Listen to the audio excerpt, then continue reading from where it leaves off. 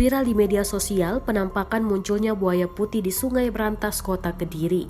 Kabar ini dilaporkan oleh warga setempat. Bahkan buaya yang muncul ke permukaan Sungai Brantas tersebut sempat rekam kamera HP pemancing. Video penampakan buaya di utara jembatan Brawijaya, Kota Kediri ini sempat viral di sosial media dan WhatsApp grup. Dari penjelasan narasi yang merekam penampakan buaya putih menyebutkan buaya muncul ke permukaan pada Rabu 30 September 2020 malam. Buaya muncul di pinggir Sungai Brantas depan RSDKT Kota Kediri dengan ukuran panjangnya diperkirakan sekitar 2 meter. Buaya tampak berenang ke arah selatan menuju ke jembatan Brawijaya.